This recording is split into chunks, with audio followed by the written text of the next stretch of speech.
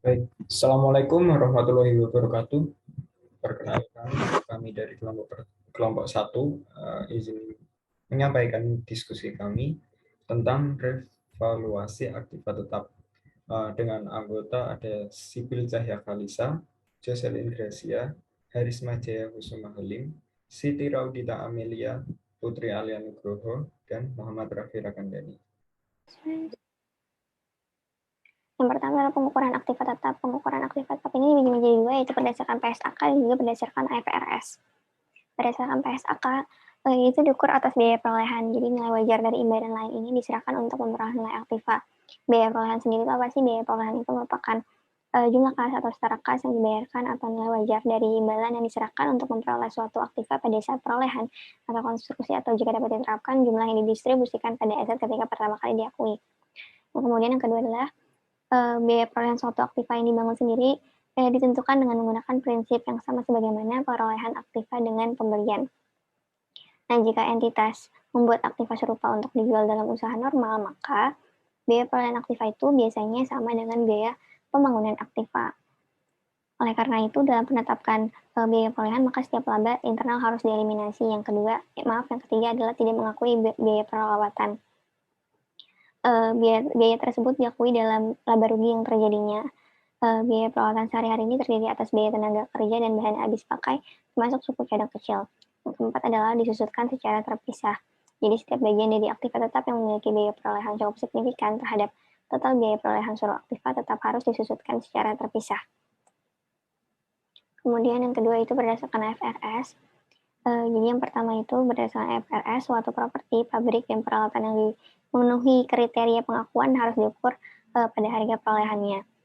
Secara umum biaya itu termasuk biaya pembelian aktiva dan biaya lainnya yang timbul untuk menggunakan aktiva tersebut sesuai dengan kondisi dan keperluan yang dimaksud oleh manajemen. Yang kedua adalah perusahaan tidak mengakui biaya servis item properti, bangunan pabrik, peralatan berkelanjutan properti, bangunan pabrik, dan peralatan seperti pekerja, konsumsi, dan suku cadang peralatan kecil. Yang ketiga adalah dalam hal bahwa suatu aktiva dibangun sendiri, maka prinsip yang berlaku pada suatu aktiva yang dibeli yang diterapkan. Jadi apabila suatu entitas memproduksi barang yang serupa untuk dijual, maka biaya pembangunan aktiva tersebut dimaksudkan sebagai properti, bangunan pabrik, dan peralatan yang ditentukan dengan cara yang sama dengan barang yang dijual, kecuali untuk laba yang dieliminasi. Terima kasih.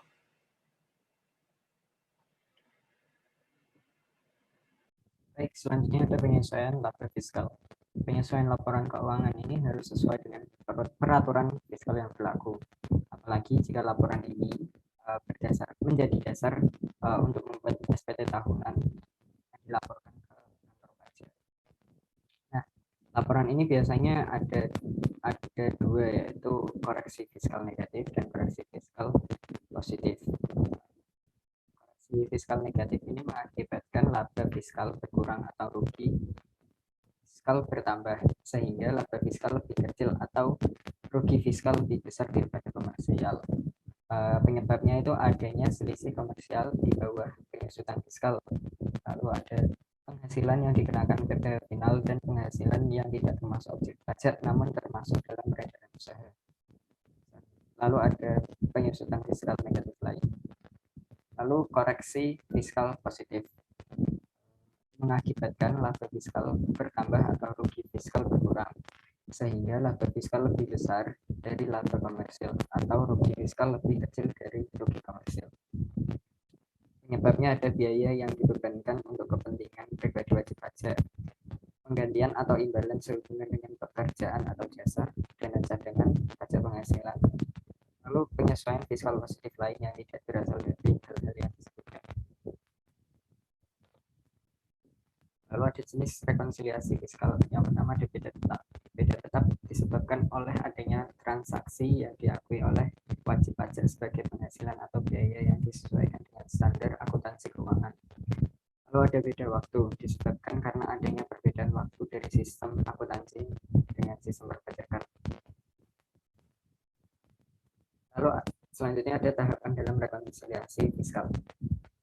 Langkah-langkah yang perlu ditempuh untuk melakukan rekonsiliasi fiskal diantaranya yang pertama, mengenal lebih dulu penyesuaian fiskal yang diperlukan, lalu menganalisa elemen penyesuaian untuk menentukan pengaruh terhadap laba usaha kena pajak, mengoreksi fiskal dengan memantau angka koreksi fiskal negatif dan positif. Terakhir, menyusun laporan keuangan secara fiskal sebagai lampiran SPT tahunan pajak penghasilan. Perkenalkan, nama saya Sibil Syahalisa, NIM 20503040111001. Di sini saya akan menjelaskan tentang wajib pajak yang dapat melakukan revaluasi.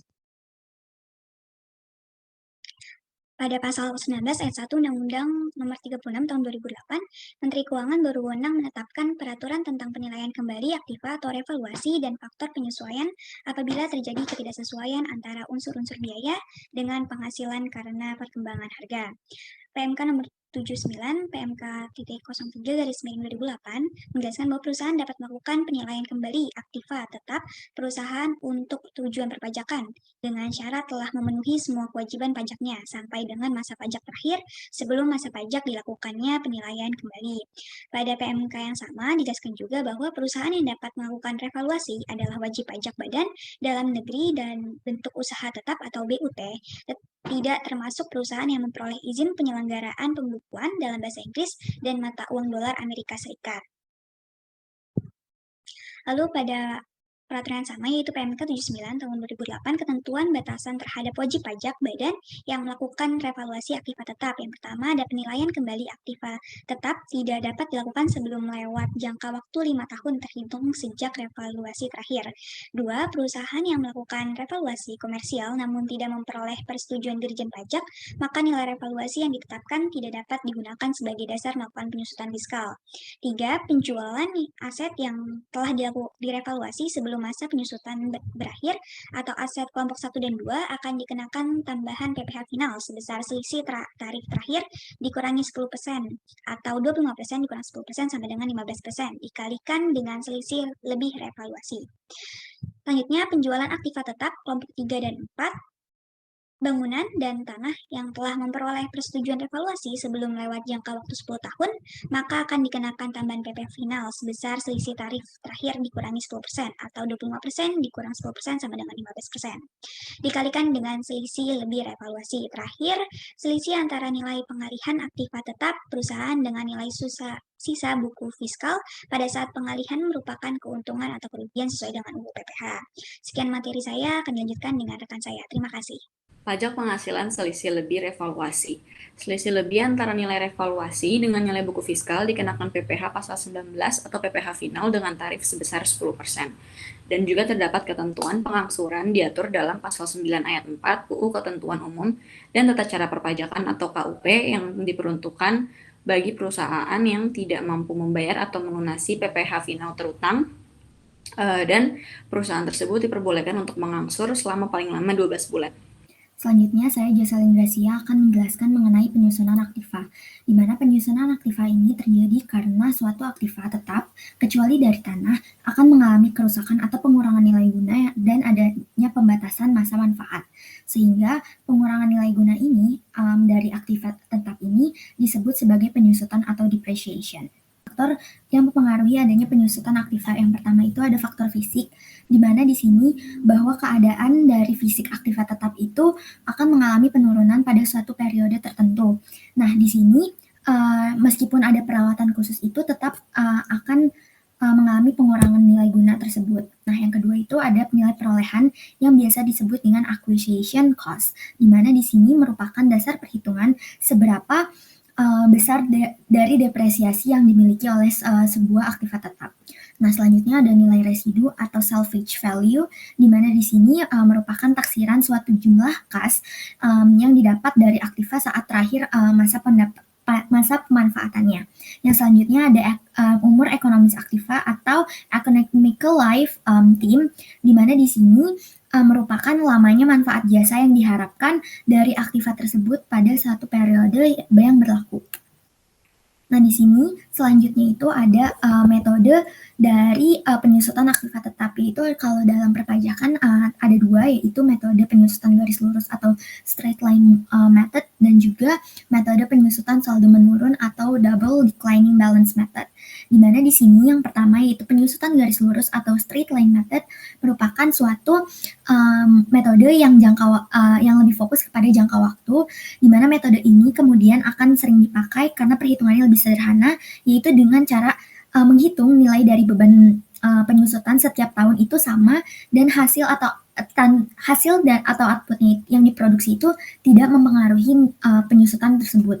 Nah, yang selanjutnya ada metode penyusutan saldo menurun atau double declining balance method, di mana di sini merupakan metode yang ditentukan dari persentase tertentu yang dihitung dari harga buku pada tahun yang bersangkutan, di mana di sini metode ini tidak mengurangkan nilai sisa dengan harga perolehan yang untuk menghitung nilai yang disusutkan. Selanjutnya ada pengalihan aktiva. Nah, di sini pengalihan aktiva itu berlaku kepada 3 bagian, yaitu yang pertama ada aktiva tetap kelompok 1 dan aktiva kelompok 2. Yang kedua ada aktiva tetap kelompok 3 dan kelompok 4. Dan yang ketiga merupakan tanah dan atau bangunan yang telah memperoleh keputusan persetujuan penilaian kembali. Nah, selanjutnya di sini ada pengalihan aktiva yang tidak berlaku kepada ada 3 poin, yaitu yang pertama pengalihan aktiva tetap wajib pajak yang bersifat force majeure yang berdasarkan keputusan atau kebijakan pemerintah atau pengadilan. Yang kedua adalah pengalihan aktiva tetap dalam rangka penggabungan, peleburan atau pemekaran usaha yang mendapat persetujuan dari DJP. Dan yang ketiga ada penarikan aktiva tetap wajib pajak karena penggunaan yang mengalami kerusakan berat dan tidak dapat untuk diperbaiki lagi dan atau tidak dapat berproduksi kembali. Nama saya Harisma Jaya Kusuma Halim dengan NIM 20 50 30 40 7 111 020 akan melanjutkan presentasi dari teman saya, yaitu prosedur persetujuan revaluasi. Wajib pajak yang melakukan revaluasi untuk tujuan perpajakan harus mendapatkan persetujuan dari Direktur Jenderal Pajak. Kemudian perusahaan jasa penilai atau ahli penilai menetapkan nilai pasar atau nilai wajar dan menerbitkan laporannya. Lalu setelah itu wajib pajak mengajukan permohonan kepada Kepala Kantor Wilayah Direktorat Jenderal Pajak yang membawahi kantor pelayanan pajak tempat BP terdaftar. Kemudian jika telah memenuhi persyaratan formal dan material, maka Kepala Kanwil DJP wajib menerbitkan keputusan persetujuan. Keputusan persetujuan tersebut harus diterbitkan paling lama 30 hari kerja setelah tanggal diterimanya permohonan. Apabila setelah jangka waktu tersebut terlampaui, Kepala Kanwil DJP belum menerbitkan keputusan persetujuan, maka permohonan wajib pajak dianggap diterima dan Kepala Kanwil DJP wajib menerbitkan keputusan persetujuan dalam waktu paling lama 3 hari kerja setelah tanggal berakhirnya jangka waktu 30 hari tersebut.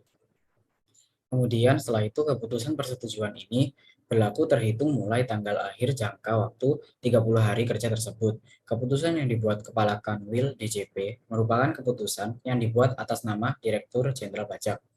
Permohonan untuk memperoleh persetujuan revaluasi dibuat dengan menggunakan format sesuai lampiran 1 PER 12 PC tahun 2009.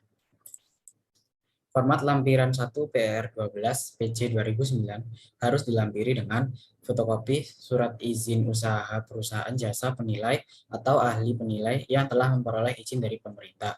Lalu laporan penilaian perusahaan oleh perusahaan jasa penilai atau ahli penilai. Kemudian daftar penilaian kembali aktiva tetap perusahaan untuk tujuan perpajakan dengan format sesuai lampiran 2 PR 12 PC 2009. Kemudian yang terakhir yaitu laporan keuangan tahun buku terakhir sebelum revaluasi dilakukan yang telah diaudit akuntan publik. Sekian, terima kasih presentasi dari kelompok kami. Kurang lebihnya mohon maaf. Wassalamualaikum warahmatullahi wabarakatuh.